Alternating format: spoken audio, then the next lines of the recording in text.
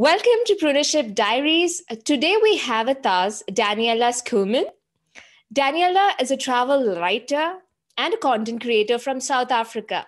She's the founder of the travel blog, Our Soulful Travels, and the content marketing agency, Biz and Content Alchemy. Since 2017, she has been a part-time traveler, exploring the world and writing about her experiences for her own platforms, as well as publications such as Culture Trip, Drift Travel Magazine, Luxury Lifestyle Magazine, and Beaumont Traveler.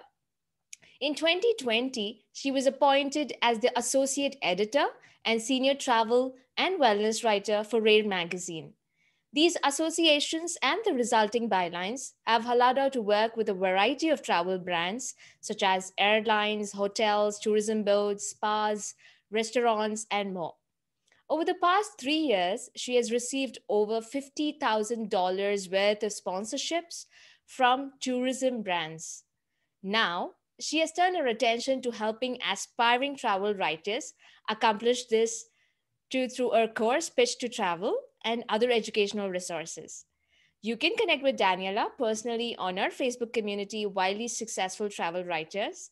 And I am so glad that I'm a part of her Facebook group, and I am so happy to talking to a fellow traveler and a travel writer and a content creator. So I am super excited to have this conversation with Daniela. And Daniela, it is such a pleasure and a honor to have you here on my show. And welcome to Preneur Diaries. Thank you so much, Shweta. I'm very, very happy to be here, and I feel so honored and privileged that you invited me to speak with you today. Thank you very much. Thank you, Daniela, and it's all my pleasure. All right. So without further ado, let's get started. So Daniela, you have worked post your undergraduation and also your graduation in psychology. And what made you leave your job both the times, respectively? So what triggered you to move out of the job? Yeah. The honest answer is my issues with authority. I really don't like being told what to do. But more seriously, I think like most entrepreneurs, I wasn't feeling fulfilled in a normal 9 to 5 job. It always started off really well, and I was really good at what I did. But eventually, I would just get sick of it, and to the point where it was actually physical sickness, where I would have a cold or a flu almost all the time because I was so stressed and burnt out. So it was just about that I didn't feel happy or fulfilled where I was anymore. Both times it was like that.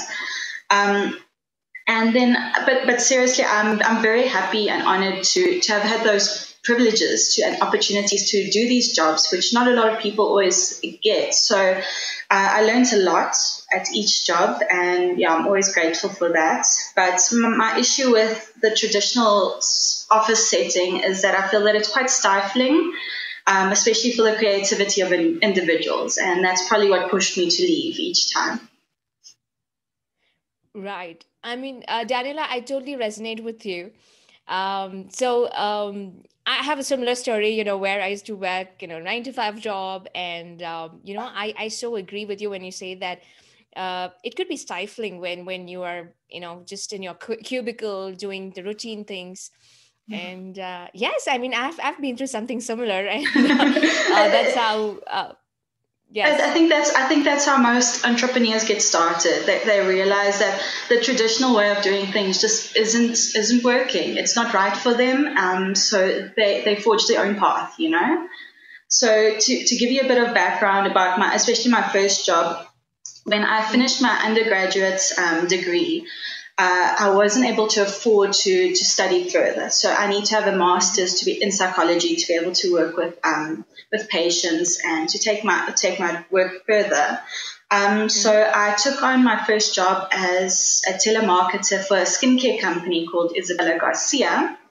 After a month, I got promoted to customer care because of my background in psychology. And I loved it at first. I really enjoyed having this purpose and working on something.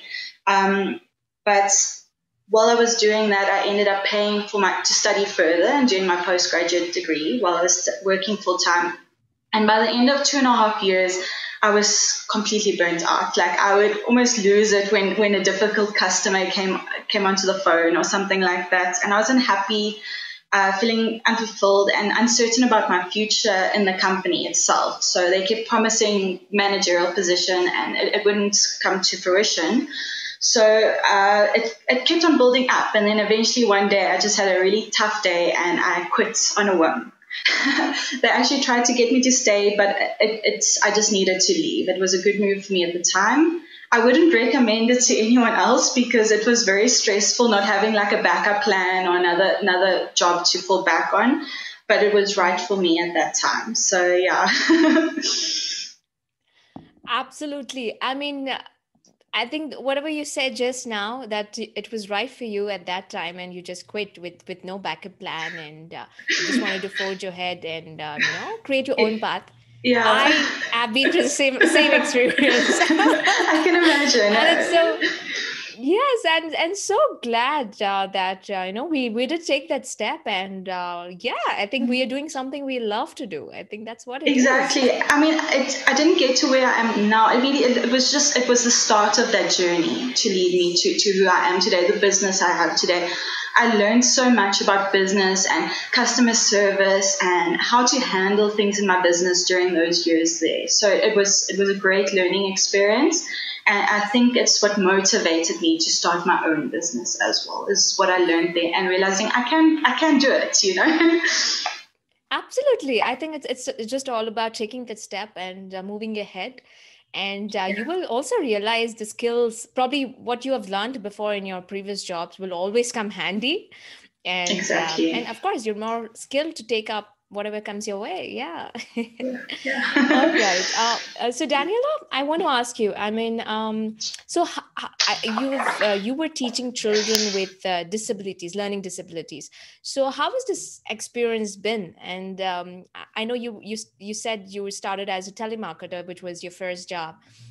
So could Yeah. you talk about this particular aspect where you were teaching children? So So how did that come about, and how was so your experience? that was one of the most rewarding experiences of my entire life. Like seriously, if I was to stop being an entrepreneur, I would go back to teaching and to working with children. It was such a lovely experience for me, and I learned a lot during that time as well. So when I left my company as a customer service consultant, I took on two particular jobs working with children with learning disabilities. The one was for a franchise that taught primary school children how to read and write, and also do basic arithmetic, things like that. And then the other one was working as a substitute teacher, teaching Afrikaans, which is my home language, to high school children. Also, they were in a private home school specifically for children, or high school children with learning disabilities. And for me, it was such an eye-opening experience working with these both sets of children, because there's this misconception in our society that people with learning disabilities are unintelligent, and that couldn't be further from the truth. I might have been a teacher in these settings, but I felt like I learned so much from each and every child that I came across. Like they had so much to share and so much energy, and it was just such a great experience for me in both sense. So yeah, that would definitely be something that I would return to if I ever could. And it was nice for me at that time because it felt like I could blend what I'd learned in my psychology studies with the work that I was doing finally. So it was during that time that I became an advocate for Howard Gardner's theory of multiple intelligences, which states that there isn't just one type of intelligence that our schooling systems would have us believe, literary or mathematical, something like that, that there are so many different types of intelligences, such as spiritual intelligence, emotional intelligence, interpersonal, musical. And, that experience really made me realize that everyone has their own talents and skills, and it's about finding that in them and helping them bring it to the surface. So it was awesome. Okay. All right. All right. I mean, that's amazing. So I have a follow-up question to that. You also have a degree in animal assisted therapy and occupational testing as Yes. well. I mean, pertaining to teaching children and also having these degrees. So, were you at that point in time exploring a lot of areas? So, what was it like? I think I was trying to find myself. I was trying to find my purpose at the time.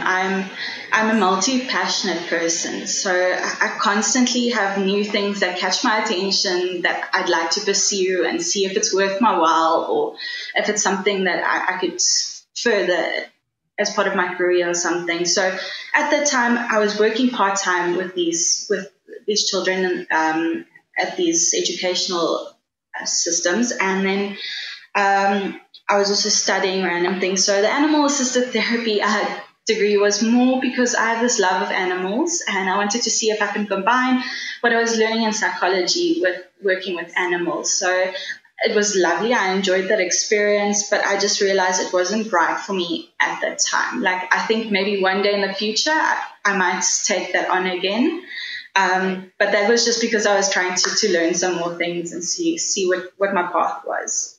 Um, with the occupational testing, that was something, so I was working part-time teaching, but I was also working part-time with the local clinical psychologist.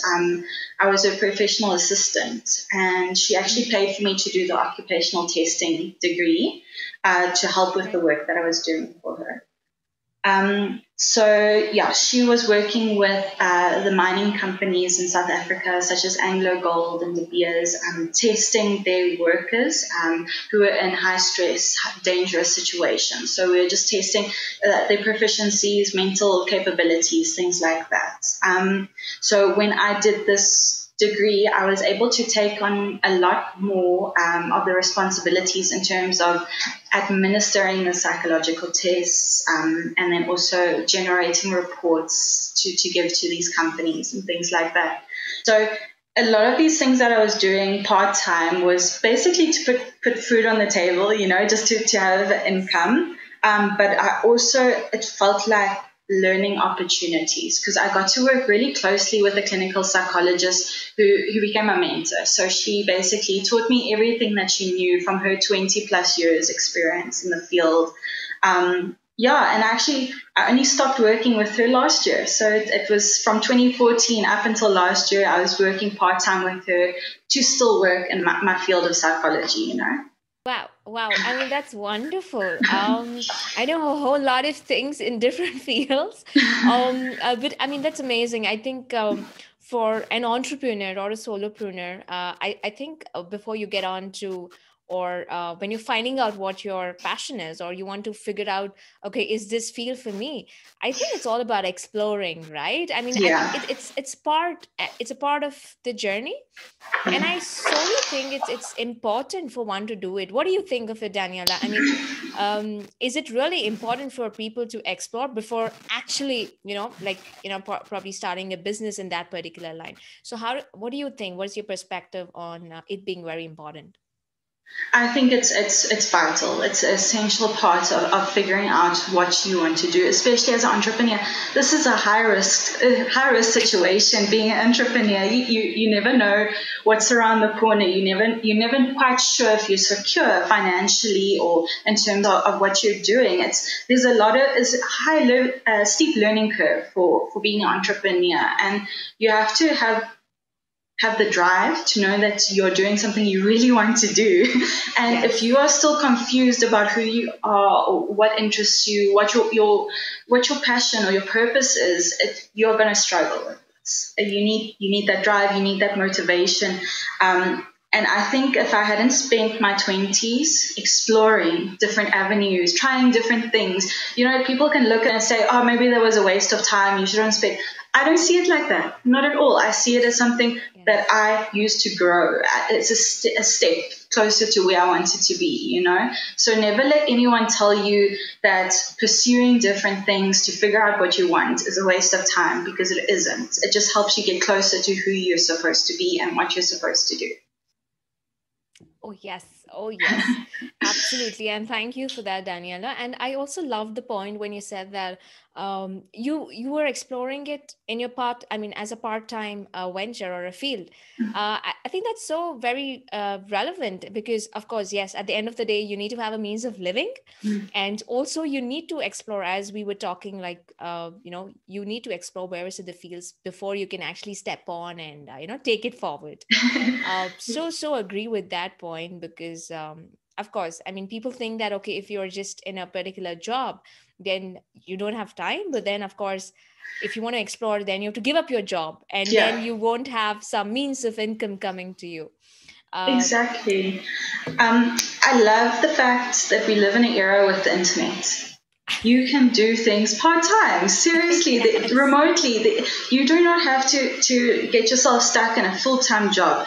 I mean, if that's what you need to do at the time to take care of your family, whatever, I have no problem with that. But Mhm. I feel very lucky to live in a time where I can work part time locally, work part time remotely for my own business. It gave me the opportunity to do multiple things at once as I started to build and figure out where I'm going with everything. So yeah, make use of the opportunities that we have. There's so many. It doesn't matter who you are or where you are. You can make something of yourself. It's awesome. Yes, absolutely. And I'm so glad that you shared these aspects with us, and it's really, really wonderful. I'm sure the listeners out there will be happy. I'm glad. Oh, all right. So yes, coming to writing. So when did that happen? Because I know you have written articles in various genres, like mental health, wellness, mindset manifestation, personal development, then of course luxury and travel and all of these. So before we get into start talking about travel writing, I want to know, when did you pick up this, the bug for writing, or when did that start?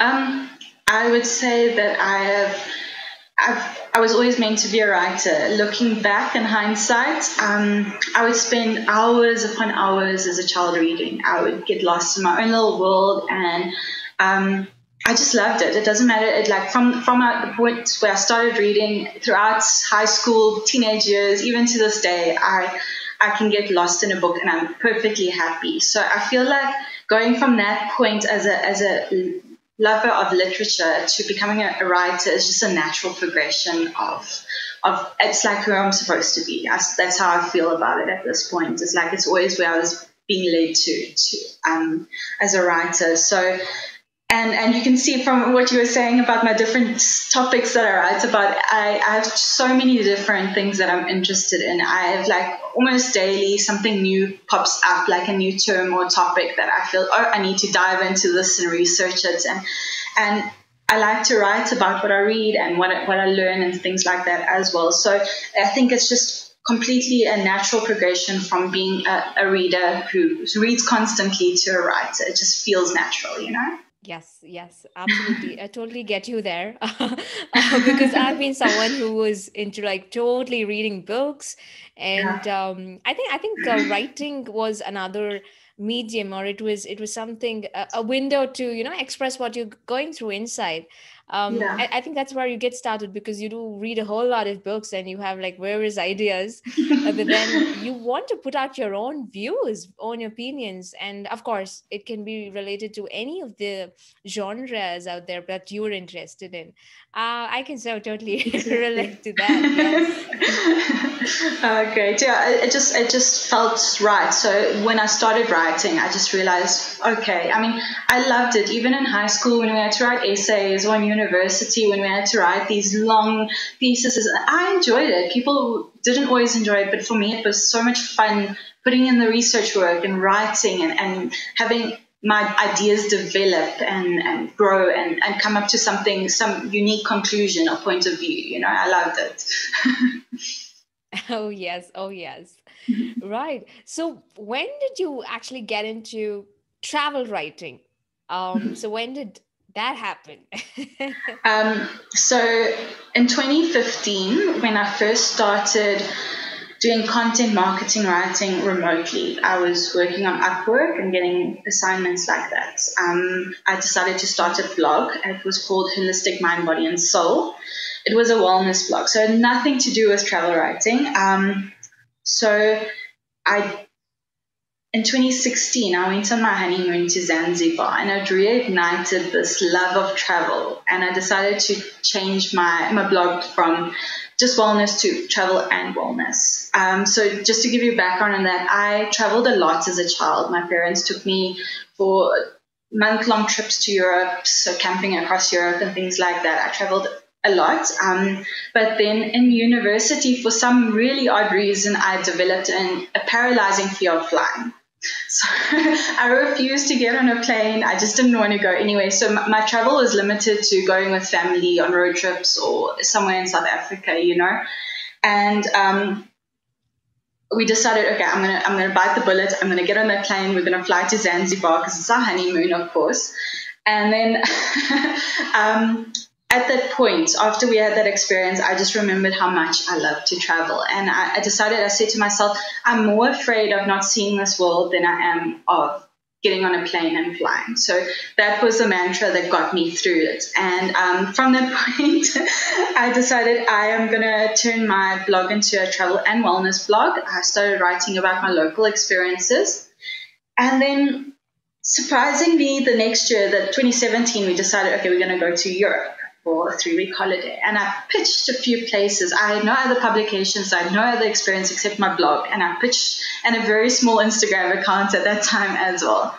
So I pitched a few places, and surprisingly, I landed a hotel stay, a whole bunch of city passes for the cities to go on their excursions and attractions and their public transports. And I was so surprised that I could make that happen. And that's where I just realized, okay, this dream of being a travel writer is possible. What can I do to further that, So it just made me realize what I can do. Oh, yes. I mean, that's amazing. I was, in fact, wanting to ask you, I know you've just started off telling us about being a travel writer. I want to ask for the listeners out there. So is being a travel writer lucrative in the long run? And also, how do you build credibility and back travel sponsorships? Because I know you just said that you had a very small Instagram account, just when you started. So what goes into, actually making that pitch, or is it some research that you need to do? So if you can just, give us a little bit of detail as to how to go about it. And first and foremost, the question is being a travel writer lucrative? Okay, starting with the lucrative part. So I know for a fact there are a number of travel writers that make a full-time income from their travel writing. Even last year, when we weren't traveling at all, some of them were able to make a very decent income. Sure, they had to pivot and change a little bit here and there, but from their travel content, they were still making a lot. So personally, I have never made it my main source of income. I'm sure if I wanted to do that, I could, because there is the opportunities. But it's always been more of a passion project for me, the travel writing, which allowed me to travel more, which is what I wanted to use it for in the first place. But I do know that it is lucrative in the sense that there are really high-paying publications that pay their travel writers a lot of money. But it takes a while to build up to that point. So you have to really have a really good portfolio to be able to get these opportunities that are high-paying. Mm-hmm. So if you're, for the listeners out there, if you are hoping to make it as part of your income, then you will need to focus on either monetizing your travel blog, which is where you can make an income from it, or getting publications, getting your bylines in publications. Start with the ones that don't pay and eventually work your way up to the ones that do pay. Or you can actually get paid from the sponsors. So from hotels or tourism boards, they sponsor you and they pay you. That also takes a little while to build up to that. But it can definitely be lucrative if that is your goal and that's what you're working towards. I have been paid by sponsors, and I have been paid by publications as well. So I know it can happen. All right. And then you Okay. said you wanted to know about the how to build up your portfolio. Is that correct? Yes, that's right. Okay, so I would say start a travel blog. That is your first step. Or any blog that you can include travel on. You can also write for places such as medium.com, wherever you can build up a portfolio. That is always going to be your first step, is getting your name out there. You need to show published work. Although a travel blog and a place like Medium is great, but it's self-published, it doesn't add as much value or show that much credibility. The next step would be to write for a publication. There are lots of publications always looking for submissions, or you can write a guest post for another bigger travel blog, etc. But it's all about getting your name out there first, and that's how you build up on it. But like I said, with a brand new blog basically and a tiny Instagram account, I was able to land these sponsorships. They weren't big in comparison, but I was still able to do it, which is amazing. So my advice to everyone is, as long as you have something published in your niche in travel, start pitching. You never know what you're going to get. If you go into it with the energy of let's see what I can make happen, you're probably going to surprise yourself. Yes, absolutely. And Daniela, thanks for that. And I think it's all about putting yourself out there and just going and pitching across to various it could be travel brands or hotels, or it could be other sponsors out there. So all we need to do Yeah. is get on started with our travel blog, make sure that we are at it all the time. And of course, the soul, I think the first thing is to have a passion for traveling, right? Yeah, that is important, and obviously to constantly work on your writing skills. It will develop over time. I mean, if I look back at my writing when I first started to where it is now, I'm surprised that I got any opportunities. But the thing is, I think it's more about the passion. People can tell that from your writing. They can pick it up. It's whether you create this sense of place when you write, so that people feel like they're transported, and that's very important. So the passion really helps that as well. Yes, absolutely. And of course, we need to be at it, keep at it, just go on and on and make it. Yeah.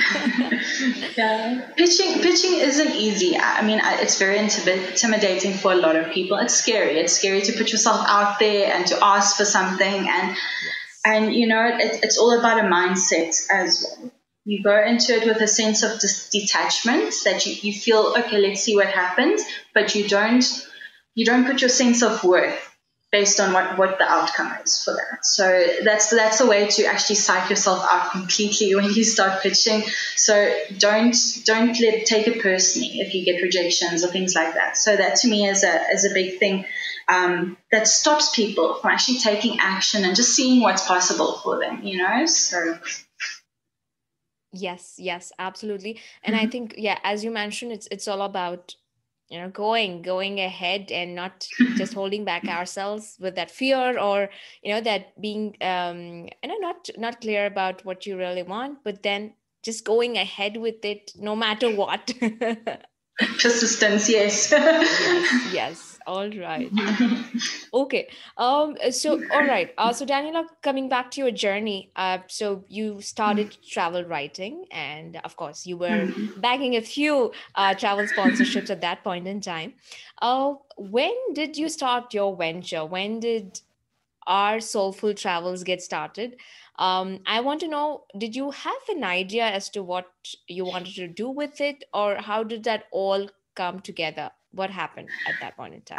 Our Soulful Travels is evolving still to this day. So Yes. I don't think I actually ever knew exactly what I'm doing, what I wanted to do with it. So as I grow and evolve, it evolves as well. But I started Our Soulful Travels, I think, at the end of 2016, that I changed it from Holistic Mind, Body and Soul to Our Soulful Travels to combine the two. It was in beginning of 2017. as well that end of 2017, once I had actually landed these first few partnerships, I looked into other ways that I could grow as a travel writer. So I was trying to learn everything from other people's blogs or like just what I could find online. And there's not always that much if you don't know what you're looking for, you know. So it was at the end of 2017 that I got a job working as a travel writer for a company called Aravido.com. And it was there that I really refined my skills as a travel writer and pitching and things like that, because they actually provided me with support and training, which was amazing because it was something that I hadn't had this guidance before. And it really helps to have someone actually show you the way when it comes to something like this. You know, you can go at it by yourself, but having some sort of mentor or somebody helping you makes it the journey so much shorter than it would be. Yes. So while I was working at Aravido.com, I think it was over a year and a half that I wrote neighborhood guides, which is their guides for 44 different hotels over that year and a half. So I really got a lot of sponsorships, and I was paid for doing this. So it was a bit more income for me. So I used that time to just pitch, and I landed quite a lot of sponsorships for a fully sponsored trip to Portugal, which was lovely. Not just hotel stays, but meals, everything as well. All thanks to Aravido and the platform that they afforded me. So now I wasn't just using my own blog as a platform. I was leveraging a larger publication as a platform. And I think that is really the secret to struggling as a travel writer and succeeding, is learning to leverage other platforms, not just yourselves. Because it takes a while to grow your own blog. It takes a while to grow your own Instagram. And it can feel like you're not getting anywhere because people are only concerned with viewers. How many viewers do you have? Or how many followers do you have? And it's very frustrating. It can really put you off in the beginning. So my thing that I always teach people is learn to leverage other platforms. Find other platforms where you can actually leverage their followers, their numbers to get further as a travel writer. And that's what Aravido gave me. I loved writing for them. I loved working with them. After I'd gone through about a year with them, I actually started mentoring and guiding the new writers as well. And then that led me to, after that, I decided I needed to expand and grow. So that's when I started pitching editors or sending query letters to editors at larger publications to try and get bylines on my name as well. So I don't work for Aravido.com anymore, but they actually gave me the basis or the foundation I needed to just take it further. So from that point, having all those neighborhood guides on my name and everything made it so much easier to pitch more sponsorships, so much easier to send query letters to editors because it gave me credibility. All right. Okay.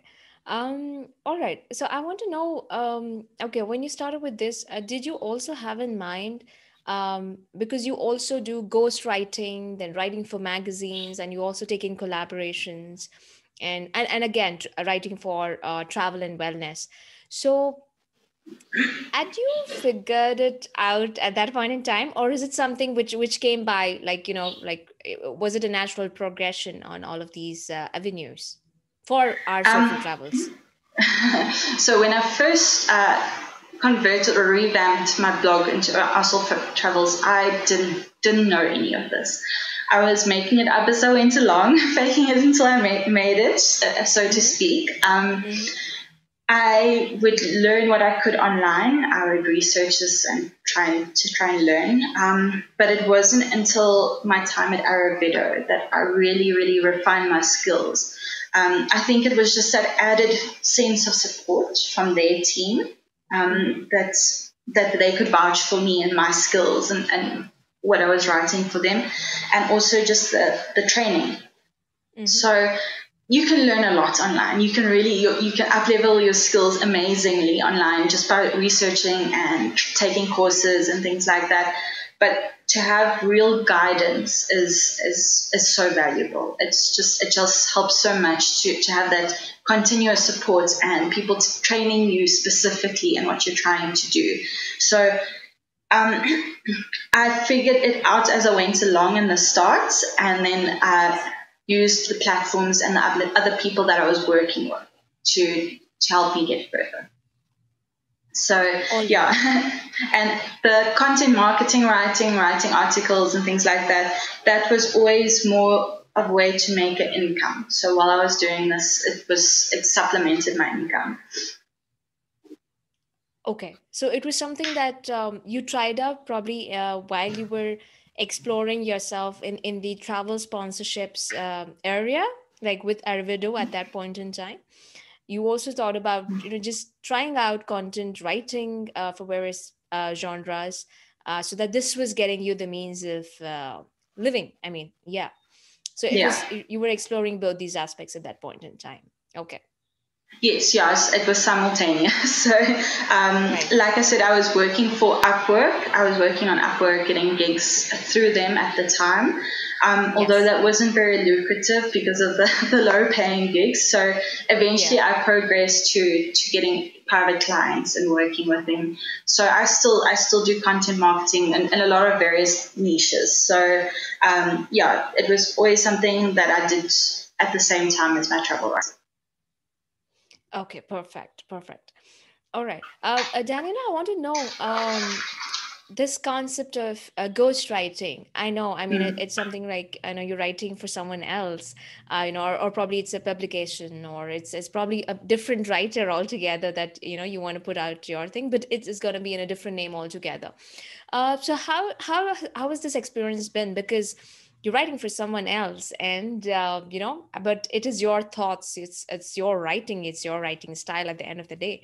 uh, so how do you go about this experience? Because I know, like, we all as writers, we want to put out our work and we want to showcase our work, right?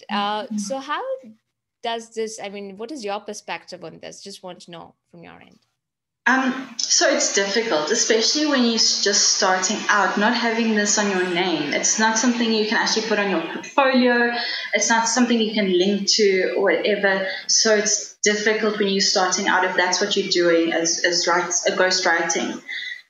The value in it, though, is that you tend to get paid a higher rate for ghostwriting because you're not allowed to use your name. You're not allowed to link to it. The clients will generally pay you a higher rate for it because they're buying your intellectual property, basically. But what I have found to do in that case is I build really good relationships with these clients. They tend to come back to me and request more content. And in that sense, I would ask them, okay, listen, can I put the articles I wrote for you in a Google document and link to it from my portfolio saying this is ghostwritten content.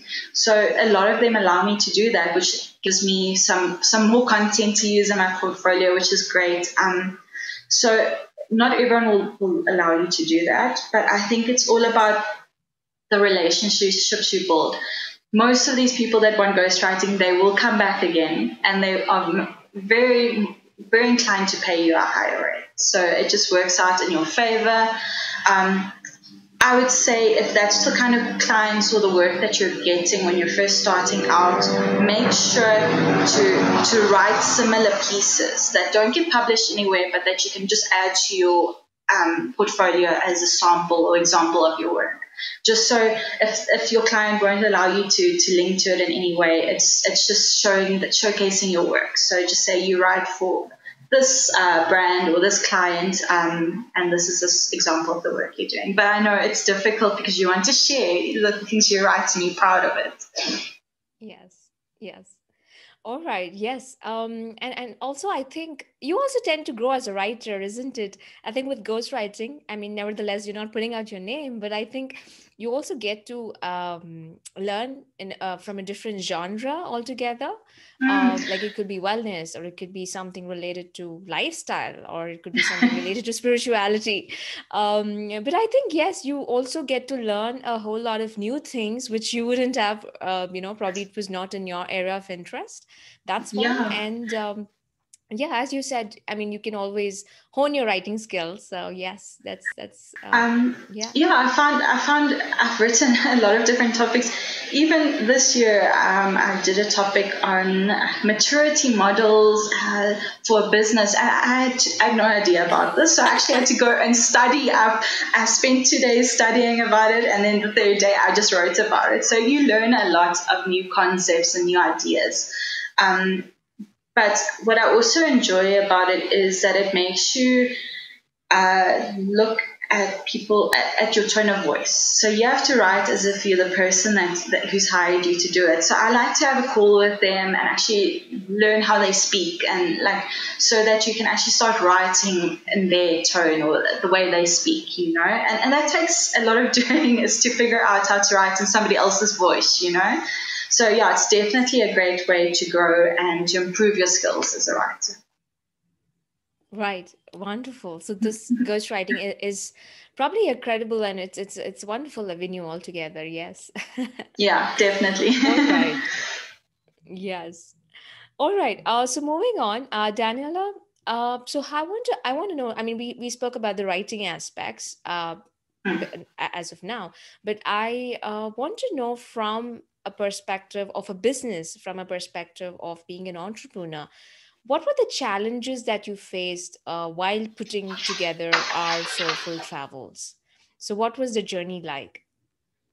And So now for also. me, so you know, each part of that journey had a different challenge at that time. So looking back, there was a lot of things. There was a lot of roadblocks that I would sometimes have to step away from it to say, okay, I feel like I can't do this anymore. And then I'd step away, I'd get perspective. I would focus on something else and then move back to it. So it's just about being able to persevere as an entrepreneur. There's going to be challenges all the time. It's never ending, you know. But it's whether it's worth it. So one big challenge for me was the technical aspect of it, especially in the beginning. I struggled with WordPress. I struggled to figure out hosting and all the technical things. Yes. So that was a big challenge for me. I had to actually sit and learn these things for a week or two before I could actually implement it. And that's frustrating because you just want to go on ahead with your business and make things happen. And yeah, if you're doing it by yourself, it can be so challenging, especially if you're not always technical orientated. So now I've gotten to a point where that's something I outsource. Like I can't spend so much time focusing on learning something technical or new. So that I've gotten to the point where I've learned that's something I should outsource to someone else who can do it in 5 minutes. And yeah. My other challenge that I still struggle with to this day is saying no. Like learning to say no to things when it's just not right for me, you know. Like I like to make people happy. I am a recovering people pleaser. So it was difficult for me to disappoint someone. So I would always just take on more and more. That was in terms of client work. I didn't set enough boundaries in the beginnings, and clients start taking advantage of that. If you don't set that boundary, they won't. So that was a big challenge for me that I'm still working on, and I see I'm getting better at it. But as an entrepreneur, your time is your time and energy is your income. That's basically how you generate your income. And if people are constantly overstepping their boundaries and taking advantage and infringing on your time, it is going to make you struggle. You're not going to get further. You're actually going to go backwards. So that's something I had to figure out and learn how to implement. And it was very difficult for me. Oh yes. I mean, I can sort of relate to. I think it's. I don't know. We have to hone this art of saying no. Exactly. Yes, I think many a times. I mean, I was into social media marketing services for 2.5 years, and I mean, as you were saying that, me myself, I couldn't set some boundaries. Like okay, taking on more work, and you have to get paid as well. You can't be taking more of it. Yeah. So yes, I mean, yes, initially I think it's struggle until and unless you know how much effort that you want to put, how much time that you want to put, Mm. and this is the amount of work that you would want to take up, Yeah. because it should not just lead you, or it should not go overboard your family time or Exactly. the other time that you want to give to something I, else. Yes. and I'm sure you also, in a different time zone, you also know that when you're working with clients in the US, like they want to do work at night for when it's nighttime for me, and like it's difficult because where do you draw the line? Where do you say, okay, listen, it's 12 o'clock at night for me. I can't do this for you right now. So it's something that I had to figure out the more I worked with different clients, and actually now make a point of setting these boundaries in the contract for when we start already, so that it's already drawn there, they sign to it, it's set, so yeah, that was a tough one for me. Yes, yes. I think it's with time, right? That you actually learn about it, because I mean, when you're just starting off, and you are actually trying to figure out the technical aspects, and of course, how do you want to probably get started with your business, make it more lucrative. I think I mean, it's from my personal experience. I think it's only with time that I learned. Okay, this is what I can afford to, and with respect to my time and energy that I can put in at this. I mean, probably in these 24 hours, I can probably work for like 10 hours, or 12 hours, or much lesser than that. So yes, I think it's a learning curve for all entrepreneurs, and I think it's going to be continuous. Exactly. So I'm still not great at doing that, but I'm getting better because I am seeing progress when I'm saying no to opportunities that aren't right for me, or I'm saying no to a client who's trying to overstep their boundaries, because it frees up the time and energy I need. Being a writer can be tough. It takes up a lot of mental and emotional and physical bandwidth. So if someone keeps interrupting you while you're writing, it gets you out of the zone, and then you have to restart all over again. It's just not worth it for me. I realize that when I'm in that zone of writing, I need to stay in it until I naturally come out of it. Interruptions are just going to make me spend more time on something than it should. Yes, absolutely. And Daniela, how do you handle, or I mean, I'm assuming that you do have your team. I mean, a team of writers, or freelancers who are helping you out. So how has it been like, interacting with them for various works that you intend to do? And also talking about the productivity aspect pertaining to the teams or the work that needs to get done for a particular project. So how do you handle those? So I've only since last year started working with other writers, so it's Right. still a work in progress for me. Yes. At the moment, they're all very much part-time per project freelancers for me. So I enjoy working with them. We use either Slack channel or just an email to communicate. Then all the things gets done on it gets done on Google Documents, and then we keep track of everything on Google spreadsheet. So everything gets put into a central place for everyone to access, to ensure that everything gets done at a time. Everyone sees what everyone else is doing. But that's something that I still feel like I'm going to evolve and change as I get more writers and whatever. But yeah. So in terms of productivity, I give deadlines that's at least a day or two in advance, or when I actually need it, to ensure I have time to edit. Right. But it can be difficult to be productive as a writer, especially when you're living at or living and working from home. There's no this is home or this is work. So I find myself getting distracted a lot.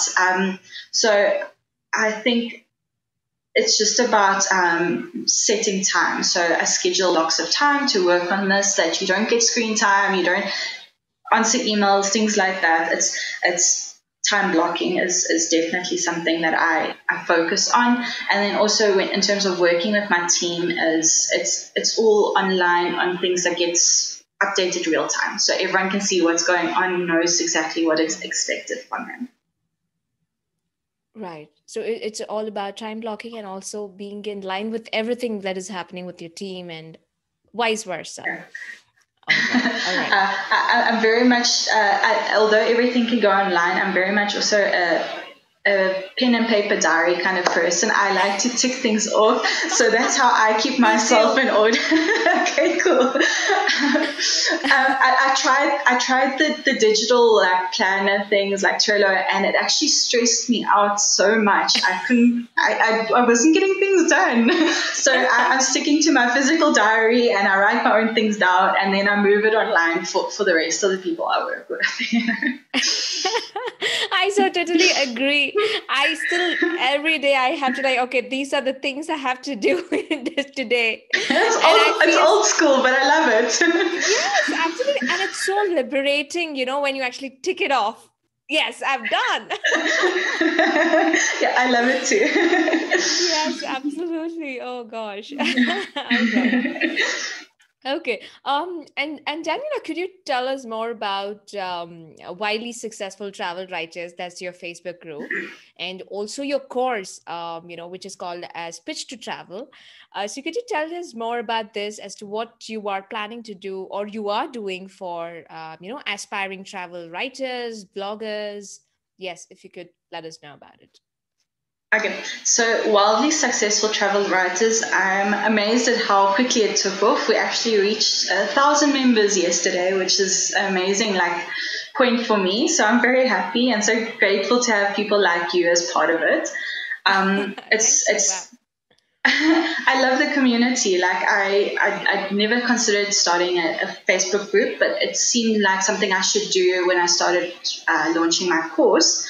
And I must say, I absolutely love it. I feel so connected to everyone that I meet in this community.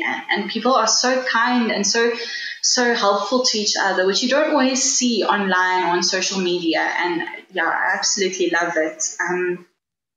But yeah, it was something that I added as while I was pitching or launching my course, Pitch to Travel. And it's all about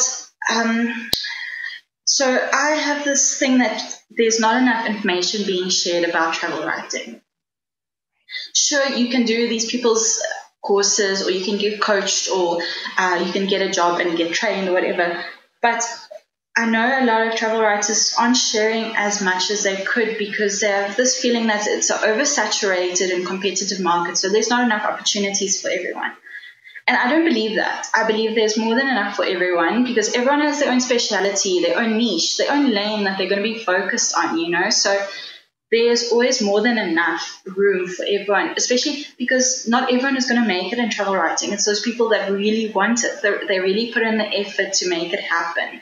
So there's enough room in the industry for people who are passionate enough to persevere and make it in the travel writing industry. So I created our Pitch to Travel to basically just help guide new writers or aspiring travel writers to learn how to pitch with confidence, get bylines, get published in publications, to get paid as well, and also to land those sponsorships because it's a very elusive idea to land these sponsorships, and like it's very mysterious. Nobody knows how to actually make it happen. And I'm just trying to shine a light on that. If you have a platform like a travel blog or anywhere else that you publish content, you are halfway there. You can, if you want to, take the steps to make it as a travel writer. So Pitch to Travel, I share absolutely everything that I've learned over the last few years. Like I don't leave anything out of that course because I think every part of it. So I made a lot of mistakes and my journey was quite long and winding. But like I think if you have these steps and you learn it straight away, it's going to be a lot shorter for you to get to that point.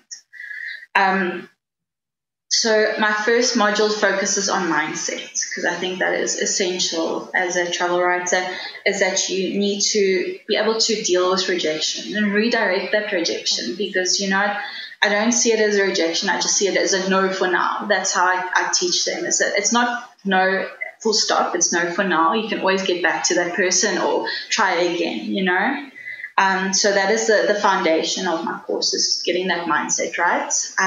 Then I move on to things like preparation. So defining your niche.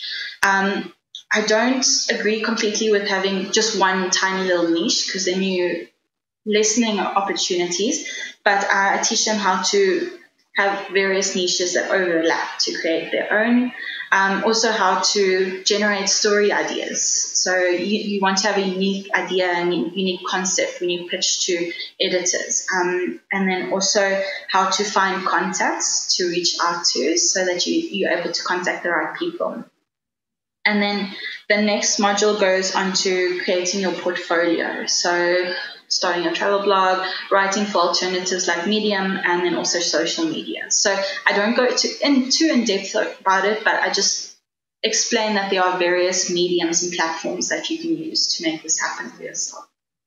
And then the next two modules go into writing career letters, getting published, getting paid, getting your name in publications. And then obviously the next one goes into pitching sponsorships, creating contracts, making sure everything is legit and both parties are taken care of and things like that. And then the final module is all about going to conferences, travel conferences, getting on PR lists. So it's about networking, creating these relationships that help you to get to the point that you don't have to pitch anymore. Because, I mean, you don't want to constantly do that. So the last module is about learning how to get under the radar of the people who are decision makers, who will reach out to you and say, okay, I'm the PR for this brand. Will you do this and this and this in exchange for this, you know?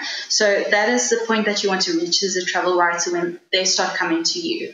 And the PR companies are the ones you want to connect with. And I actually have a few PR companies that I connect with regularly, go have coffee with, things like that, just to keep that relationship going. And I think people forget that it doesn't necessarily be about who you know, but it's about the relationships that you cultivate along this journey that really help you to succeed. Oh yes. Oh yes. Thanks for that, Daniela. And I'm so amazed. I think the course is so very comprehensive, and it's just wonderful. I think you are talking about a whole lot of everything. I mean, all the aspects that's related to pitching for a travel sponsorship. I think it's just wonderful to know that. Thank you. And I'm sure the listeners out there who are wanting to, wanting to be a travel writer or want to land travel sponsorships, I'm sure, they'll be amazed and would probably want to make use of this course. And I would also like to add, I'm a part of Wildly Successful, the Facebook group which Daniela hosts. And I think I've been there for like 3 months, if I'm not wrong, 3 or 4 months. I don't know. I'm not sure. Yeah. So, I mean, it's a wonderful platform, to connect with fellow travelers, fellow travel bloggers from across the world. And it's so amazing to see or get to learn or get to read a lot of blogs from various other countries. I think it's just so beautiful. And I really loved, I think there was a particular series, I think at the very end of last year, which Daniela was running, which was called as Aligned in 50. I know you stopped it in between, but I really loved that. I think it was more on the lines of wellness and manifestations and what you are hoping or want to change in the coming future or in the new year. I think that was just beautiful. I think it was talking a whole lot of aspects pertaining to psychology, wellness, and a whole lot of things. I really enjoyed that. I hope you restart that again. I really enjoyed it as well, but I'm thinking in terms of the platform, I'm going to do it separately. So let people sign up and then do it, because I think people were wanting more travel related stuff in that group. So it wasn't getting an engagement. And, Facebook, when you don't get engagement, they start burying everything under the algorithm. So I'm definitely thinking of redoing it, but restarting it on a different platform that it's on my course platform or something like that. So I'll keep you updated on that one. Oh, but yes, please, I would. That's something that I'm so passionate about, and I find that's another thing I find difficult as an entrepreneur, to keep my niches separate. I'm passionate about wellness, manifestation, spirituality, but I'm also passionate about traveling and travel writing. And then I'm also passionate about my business and all the aspects related to entrepreneurship. So, and it's difficult to run so many different platforms. You just don't have that much time to do it. So I have to figure out how to separate them. And I found that I can only focus fully on one at a time. So I'll decide, okay, this is what I'm going to be my focus for now because I'm getting results here. And then, yeah, so that's how it is, especially if you're a multi-passionate entrepreneur. You kind of have to figure out how everything works together or apart, Oh, tell me about it. I think, yes, I mean, I'm still figuring out because I have a whole lot of things going on. Yes, I mean, as you said, I think it's all about what you need to do at this point in time and what is actually, being lucrative at this point in time that you need to focus on, probably build it to a good stage. And probably, of course, you can always, delve into a lot of other things probably when you have the time. So yes, Yeah, absolutely. so I think it's all about building something to the point where it's starting to work almost automated, so that you don't need so much hands-on attention on it. So like that is something I really focused on last year because we didn't travel. I think it was probably ill-advised for me to create a travel course where nobody could travel. But I mean, it was something that was in my head for a very long time, and I suddenly had this time to work on it. So I decided I'm going to put it out there. I'm going to create it anyway. But last year I also put a lot of effort into figuring out how to make sure everything in my businesses are automated. I mean, in terms of the emails being sent and autoresponders, tripwires, things like that. And it's also a technical aspect you have to figure out how everything works together. But yeah, I think that's if you're going to have different avenues as entrepreneurs, about building one until it's automated mostly and then moving on to the next thing. Yes, I think I'm still working on mine. So yes, You'll get I there, hope yeah. I get there someday. You All will, you right. will. Thank you. And I think you were just talking about, you did have the time last year. So my question is regarding the pandemic that we are in, I mean, still we are in. So how has the pandemic affected your business, considering you cannot travel and you are into travel sponsorship? So how has that been the last year? I must say, when our lockdown started in March, I think that I went through about a month that I was very depressed.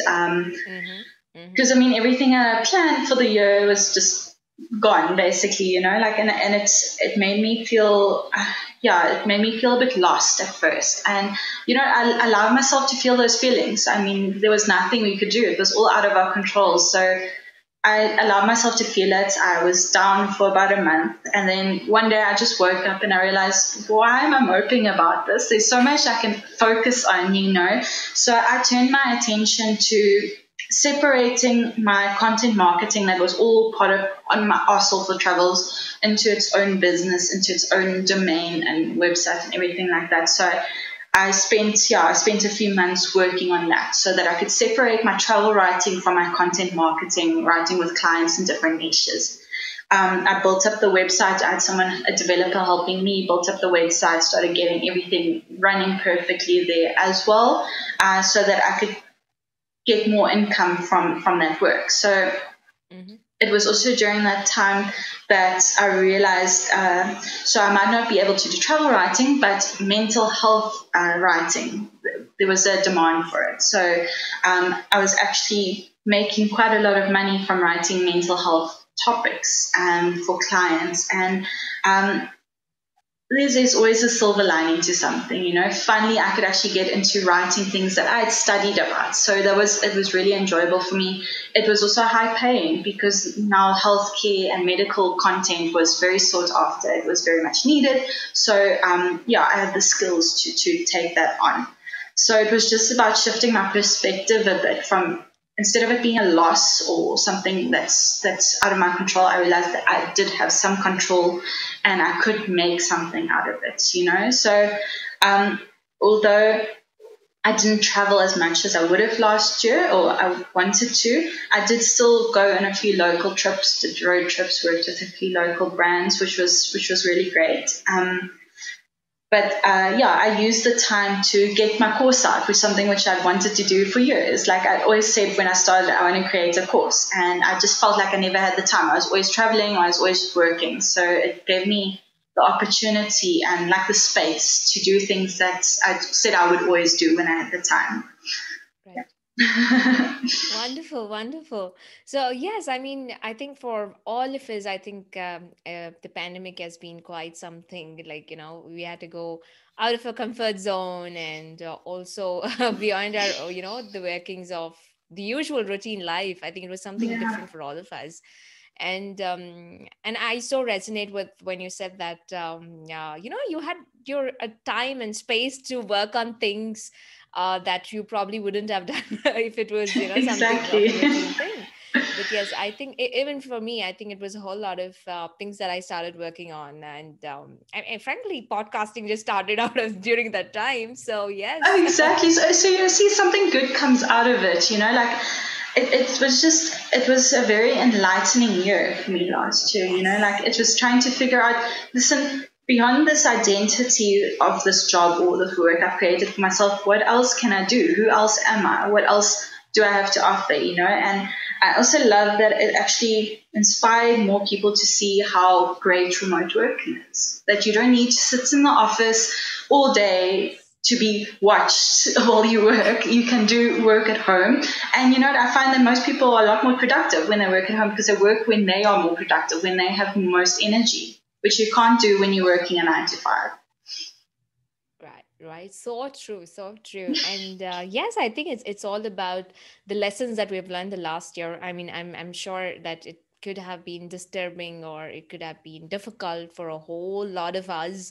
But I think as you said, there's always a silver lining, and yeah, we just have to make use of the time and the resources at hand and make the best use of it. And I think the last year has taught us that. So yes. Yeah, it's All made right. everyone very resourceful.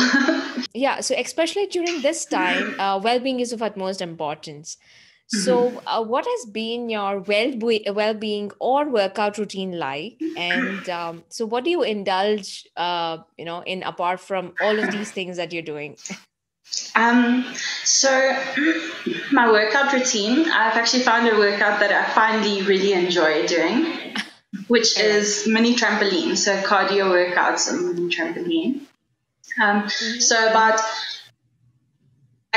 30 minutes, 4 to 5 days a week. So I'm just doing cardio workouts. I find that actually feel the endorphins make me feel really good and energized afterwards, which I love. And All then right. you can actually see results quite quickly when you're on the mini trampoline and you work out daily. Um, but I also do yoga, usually on the weekends, just like an hour of yin yoga just to stretch and like relax and just calm my nervous system. But indulgent, I would say I spend a lot of time reading. I spend a lot of time outside in my garden with my cats. And then I also meditate and learn about spiritual practices and things like that. So I'm very much a knowledge junkie. I always like learning. So I'm always busy figuring out something new or diving into something else that interests me. So yeah, so at the moment you can't really go anywhere, you can't do much, yeah. So yeah, it's all about just finding peace and tranquility at home, and just being able to relax. And um, I'm a Capricorn, so I have a very difficult time shutting off from work. I enjoy working. It's just, especially because I'm doing something that I really love.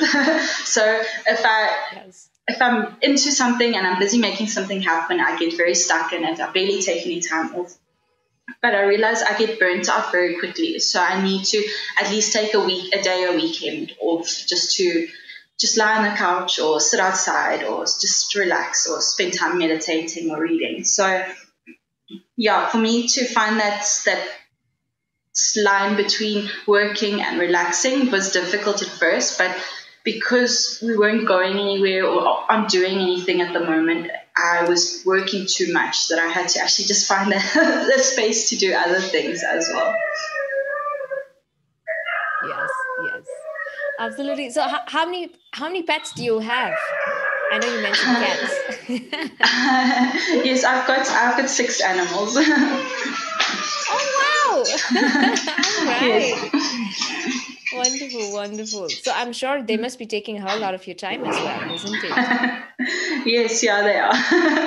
It's nice to be at home. Like we normally always traveling off somewhere, so it's nice to be at home. Wow, wow, that's wonderful. All right. Okay. So we come to the end of the talk. Well, I do have a very small section which I call as the Preneur Spotlight section. Um, Okay. so I'm going to run you through a few questions. You could answer to me in a word or two, or it could be a single sentence or more. It's left up to you totally. So do we get started? Okay, sure. All Sounds good. right. So my first question being, what is your ikigai? So ikigai is nothing but the reason for your being. So what do you do no matter what is happening around the world on any given day? Okay, there's a few things like I write every day, I read every day. Those are two things that are basically non-negotiable for me. That uh, I'm lucky enough to do what I'm passionate about, and so that's something that I will do every single day. Whether it's writing for a client or reading a fiction book or reading a business book or writing for a client or writing in my journal, that's something I will always be doing. All right, perfect. All right. Um, I mean, since you read a lot, my next question is any book which inspires you or has motivated you? Um, So there's so many. So to shut down or to relax, I read fiction books, so fantasy books. I love getting lost in different worlds and different stories. So those are books that I'll always read, such as my all-time favorite series is the Dresden Files by Jim Butcher. I just absolutely love it. So if you're interested in fantasy books, that's a definite. But in terms of inspiration for my business, I go through so many different books. It's tough to say. I'll read one and then I'll get inspired and then I'll go and act on it, But I mean, so I can't give you an exact one. I read too many to give you an example of one that's made such a big difference. No problem. That's fine. That's totally fine. And it's just amazing to know that, yeah, you are into a whole lot of things. All right. Okay. The next question is interesting. So, hypothetically, if you turn out to be the richest person in the world tomorrow, so what would you like to do? Or would you continue to do what you're already doing? So if I didn't need to work, I'm not sure if I would continue with doing the content marketing writing. But travel writing, I think I would always do. It's fun. It's nice to write about it, and yeah, I would probably just go and find myself some quiet place in the world to just chill and and just use as a base. So yeah, content marketing writing, because I find it difficult to work with clients sometimes, so they can be tough to deal with. So I don't know if I'd carry on with that, but I would definitely still do the travel related content. Perfect. I think I feel the same. Given any day, I think I would love to talk about travel or do some traveling. But yes, when it comes to But doing I mean, social media marketing or content writing for the others or clients, it's quite something. although I must say I love to work, so I'm sure I would find something else to like fill my time with. That something that it doesn't need to necessarily be lucrative, but I enjoy doing. So I'd find something to keep me busy, obviously as well. Right, absolutely. All right. Okay. What is your idea of well-being in personal and professional life? I think that well-being is about the energy that you have and like the energy that you maintain. So it's very much for me a focus on how I feel internally. I don't focus on well-being every day, although I feel that I often have the need to retreat, to focus inwards, whether it be meditation. I absolutely love doing emotional freedom technique, which is tapping on the meridian points. I feel that that has been the biggest impact on helping me maintain a stable energy where I feel I'm in control of it, and it's no external factors changing my emotions, my energy around me, And I think that's the whole point of well-being, is being able to have this stasis, this calm within you that external factors don't negatively impact you. Yes, absolutely. That's wonderful. And yes, I think being in touch with our inner selves, I think that's what it is all about. Yes. Exactly. Right. And okay, I want to know, what is your definition of success? I think it's very much subjective. So for me, it would be freedom. Being able to have the freedom, the space, the energy, the time and the choices to do what I feel inclined to do. Not because I have to do it because I need the income, or not to feel I have to do it because that's what other people expect from me. But success for me is creating a freedom lifestyle that feels good and right for me. Right. Perfect. That's wonderful. All right. Okay. One last thing. So what is one takeaway or learning that you would want to give the audience or the listeners? So the listeners could be, someone who's wanting to start an entrepreneurial journey, or who wants to start a business of his own, or somebody who's already started the journey, but wants to scale up. So what would you like to them what would you like to say them? Would you leave them with any learnings that you want to share with them? So what would it be? Thing. So I would say that just because you studied something or you're working in a specific field doesn't mean that that's who you're meant to be or where you're supposed to stay, especially not if it's because of the expectations of other people. You have the freedom and the right to be able to explore. You should give yourself the space and a gift to be able to figure out where you want to be. So just because you're in a particular point right now, it doesn't mean that's where you're going to be in the future.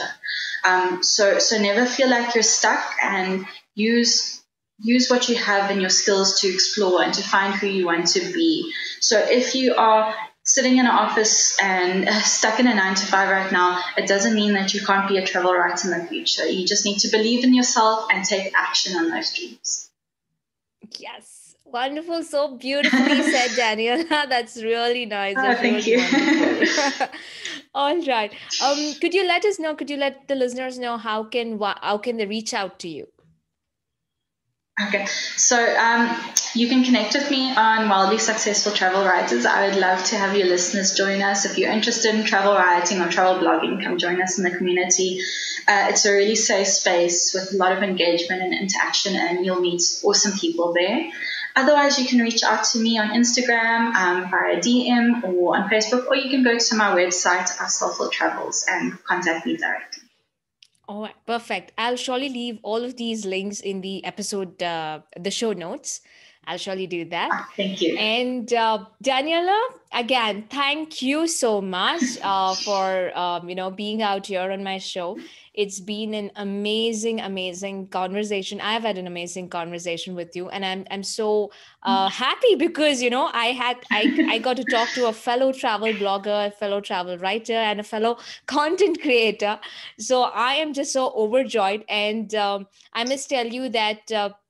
A lot of the insights or the experiences which you shared, I can so totally resonate with my journey. So it's just so beautiful that and I'm so glad that we connected. Thanks to Wiley successful writers, travel writers, that we got in touch, and I'm so super glad that we could connect with each other this way. Me too. Thank you, Shweta. I had a great time, and it's awesome talking to someone who can relate and who's on a similar journey as me. And yeah, I'm so happy that we connected. And thank you so much for inviting me to speak with you today and to be on your awesome podcast. I really appreciate it. Thank you so much again.